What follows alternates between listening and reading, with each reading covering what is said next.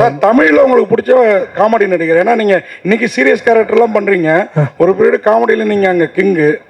இன்னைக்கு தமிழில் உங்களுக்கு பிடிச்ச காமெடி நடிகர்? நம்ம குரு மாதிரி தான் ராகேஷ் சார்.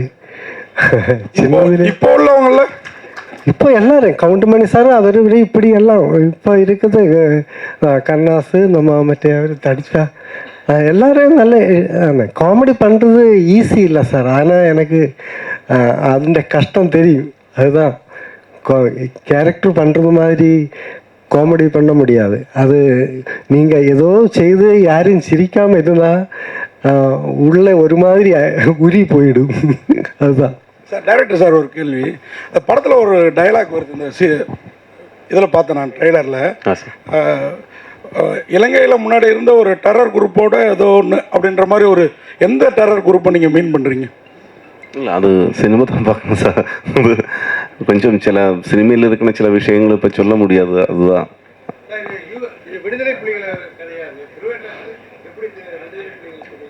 சார். இது 80s எண்டில் 91 நடந்த ஒரு சில ரியல் இன்சிடென்ட்ஸும் இதில் வச்சிருக்கு. ஆக்சுவலி ரியல் இன்சிடென்ட்ஸ் அல்ல. ட்ரிவாண்ட்ரத்தும் அது சம்பந்தமான அது அவட வருന്ന கேரக்டர்ஸ்னு சில பேக்ட்ராப்புகள் காட்டுது. அதுதான் டேரக்ட் சார். எங்களுக்கு தெரிஞ்சு வீரப்பங்காடு சந்தன காடு தான். இது அனந்தன் காடு. அனந்தன் காடு ஆர்யா வேற கன்னு வச்சிருக்காரு. வீரப்பனுக்கு பதில் அவரு காட்டுல சந்தன கந்தனம். அனந்தன் காடு ட்ரிவாண்ட்ரத்தின் ஓல்டு நேம் தான் அனந்தன் காடு. அதுதான்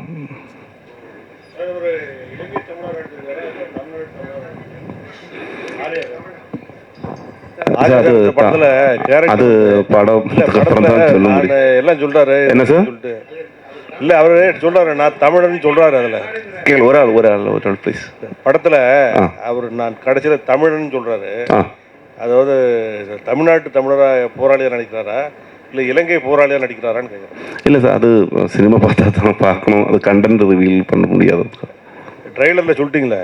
ஏன்னா ட்ரெய்லர்ல வருது. இல்லை, ட்ரெய்லர்ல என்ன புரிய வைக்கணுமோ அது மட்டும்தான் சொல்லி இருக்கு. டைரக்டர் சார், பொதுவாக மலையாள படங்களில் தமிழர்களை கொஞ்சம் கேலி கிண்டல் புரியல சார். என்ன சார்?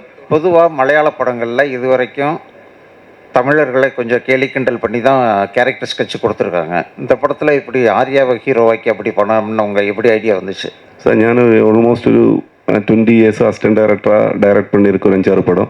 உங்களுக்கு சொல்லி மாதிரி யாரையும் கிண்டல் பண்ணலை. அது சப்ஜெக்ட்டுக்கு எப்படி இருக்குமோ அந்த மாதிரி தான். ஆனால் கிண்டல் பண்ணி அவங்க நிறைய படங்களில் இப்போ சிவாஜி சார் எல்லாம் நடிச்சிருக்கு மலையாள படத்தில். நிறைய தமிழ் ஆளுகள் அங்கே வந்து பண்ணுது. ஆனால் கிண்டல் பண்ணி அப்படி பண்ணுறது தெரியாது. எங்கிட்ட நிறைய ஆதாரம். ஆனால் அது சினிமா சப்ஜெக்ட் வைஸ் அந்த மாதிரி ஏதாவது வந்தோமா இல்லை இல்லை அது பர்பஸ்ஃபுல்லி அப்படி பண்ண மாட்டேன். என்ன சார்? சென்சார் முடிஞ்சிருச்சு. ஆரியா சார், உங்களுக்கு கேள்வி. லவ்வர் பாய் சாக்லேட் பாய்ன்ற இமேஜ் எல்லாம் மாறி சார்பட்டா பரம்பரை அந்த மாதிரி மிஸ்டர் எக்ஸ் இது மாதிரிலாம் போயிட்டு உடம்பெல்லாம் முறுக்கேறிடுச்சு. பழைய இளமையான ஆர்யாவை எப்போ பார்க்கறது? காதல் காட்சிகள், மொத்த காட்சிகள் இது மாதிரியெல்லாம் இருக்கிற பழைய ஆர்யாவை திரும்ப எப்போ படங்கள்ல பார்க்க? அடுத்த படம் அதுதானே, ஆர்யா 40ன்னு ஒன்று பண்ணிகிட்ருக்கேன். ஸோ நீங்கள் அந்த ஸ்டில்ஸ்லாம் பார்த்துருப்பீங்க. ஸோ அந்த படம் வந்து ராம்காம் தான். ஒரு ஜாலியான ஒரு இப்போ ராஜா ராணி மாதிரியான ஒரு நல்ல அழகான ஒரு ராம்காம் தான். Right sir. ட்ரெய்லர்லேயே ஒரு டெரரிஸ்ட்டுன்னு சொல்லி அதுக்கு முன்னால் ஒரு கெட்ட வார்த்தை சொல்கிறீங்க. அது வந்து மறைமுகமாக வந்து தமிழ்நாட்டில் புரியல. ஒரு ஒரு கெட்ட வார்த்தை சொல்லி டெரரிஸ்ட் குரூப் அப்படிங்கிற மாதிரி ஒரு லைன் வருது ட்ரெய்லரில். உங்களுடைய பார்வை வேற, தமிழ்நாட்டு தமிழ் ஜனங்களுடைய பார்வை வேற. ஏன்னா எங்களுடைய வழி, எங்களுடைய இது வேற. அந்த டெரரிஸ்ட் குரூப்புங்கிறத வந்து நீங்கள் எப்படி காமிக்கிங்க? பாசிட்டிவாவா நெகட்டிவா? ஏன்னா எங்களுக்கு ஃபீலிங் இருக்கும், நாங்கள் 1 லட்சம் 2 லட்சம் பேரை இழந்திருக்கோம், நிறைய பிரச்சனைகள் இருக்குது, உங்களுடைய தாய்மொழி இருக்குது. மலையாள படங்கள்னால கேட்குறோம், இது எப்படி காமிக்கிறீங்க? இந்த படம் அந்த நீங்கள் மென்ஷன் பண்ணுற டெரரிஸ்ட் குரூப்பை டீஃபைம் பண்ணி ஒரு ஷாட்டு கூட கிடையாது. அவங்களுடைய லைஃப் தான் இந்த படம் ஃபர்ஸ்ட் ஹாஃபில். ஓகேங்களா? அவங்களோட லைஃப்பும் ட்ரிவாண்ட்ரத்தில் உள்ள சாதாரண ஒரு காலனியில் உள்ள ஒரு 4 பேரோட லைஃப்பும் இணைந்து சித்திரீகரிக்கப்பட்டிருக்கிற ஒரு படம். ஓகேங்களா? அதில் நீங்கள் சொன்ன அந்த கெட்ட வார்த்தை பேசுகிறது வந்து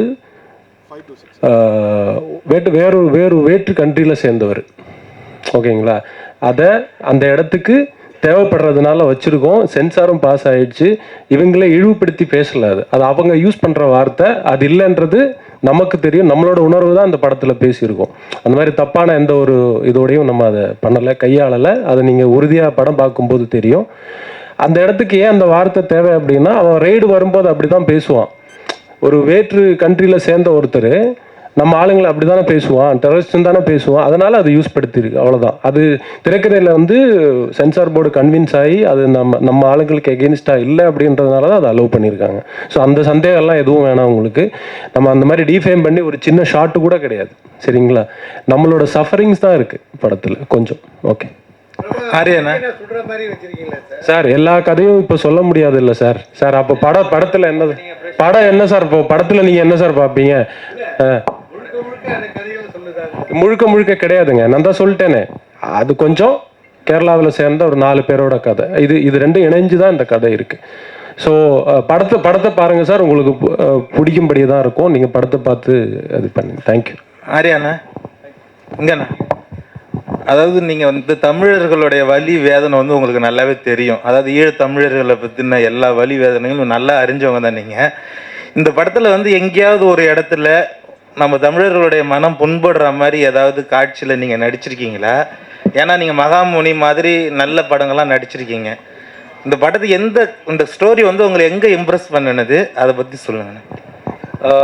இந்த ஸ்டோரி இம்ப்ரெஸ் பண்ணதே அந்த கேரக்டர் தாங்க. ஸோ அதனால தான் இந்த படம் பண்ணது. ரொம்ப ஒரு இமோஷ்னலான ஒரு ஸ்ட்ராங்கான கேரக்டர். நீங்கள் படம் பார்க்கும்போது உங்களுக்கு தெரியும் எந்த அளவுக்கு அவர் ரொம்ப சென்சிட்டிவான ஒரு விஷயம், ரொம்ப ஒரு சென்சிபிளாக, ரொம்ப இமோஷ்னலாக, அவ்வளோ பேட்ரியாட்டிக்காக பண்ணியிருக்காருன்னு உங்களுக்கு தெரியும். ஸோ அவர் சொன்ன மாதிரி இந்த கதையெல்லாம் இந்த கேரக்டர்ஸ் அந்த ட்ரிவாண்ட்ரம் வரும்போது என்ன நடக்குது, என்ன ஆச்சு, அவங்களோட கொள்கை என்ன, நம்மளது என்ன, எதனால இந்த பிரச்சனை வந்தது. ஸோ நிறைய விஷயங்கள் இருக்குது அந்த அதனால தான் முரளி கோபி அவர் நிறைய லேயர்ஸ் இருக்கும் அவரோட கதைகளில். ஸோ நிறைய லேயர்ஸ் சேர்ந்து எப்படி அது கிளைமேக்ஸுக்கு வரைக்கும் தூக்கிட்டு போகுது, கிளைமேக்ஸில் என்ன நடக்குது. ஸோ இது ப்ராப்பர் ஒரு எல்லாருக்கும் புரிகிற மாதிரி ஒரு ப்ராப்பர் ஆக்ஷன் ட்ராமா தான். அது பொலிட்டிக்கல் பேக்ட்ராப் இருக்கும். பொலிட்டிக்கல் ஃபிலிம் கிடையாது, பொலிட்டிக்கல் பேக்ட்ராப்பில் நடக்கிற ஒரு ப்ராப்பர் ஆக்ஷன் ட்ராமா. நன்றி நண்பர்களே. இந்திரன் சார் நீங்கள் கருப்பு படத்தில் ரொம்ப இன்னசென்ட்டாக வருவீங்க. ஆனால் இந்த படத்தை அப்படியே ஆப்போசிட்டாக பண்ணியிருக்குன்னு சொல்கிறீங்க. மக்கள் இப்போ கொண்டாடுறாங்க, உங்களை தமிழ் மக்கள் கொண்டாடுறாங்க. இதே மலையாளத்தில் கருப்பு எப்படி போயிட்டு இருக்கு. இப்போ இந்த படம் வந்தால் உங்களுடைய இமேஜ் எப்படி இருக்கும் தமிழ்நாட்டில்? நல்லா இருக்கும். அவருக்கு இந்த ஃப்ரைடே ஒரு லவர் பாய் ஒரு படம் ரிலீஸ் ஆகுதுங்க நாளைக்கு. அவருக்கு நிறைய இமேஜ் இருக்குது கேரளாவில். ப்ரொடியூசர் சார் சின்ன ஆசையான நாளைக்கு ஒரு ரொமான்டிக் ஃபிலிம் ரிலீஸ் ஆகுது அவருக்கு.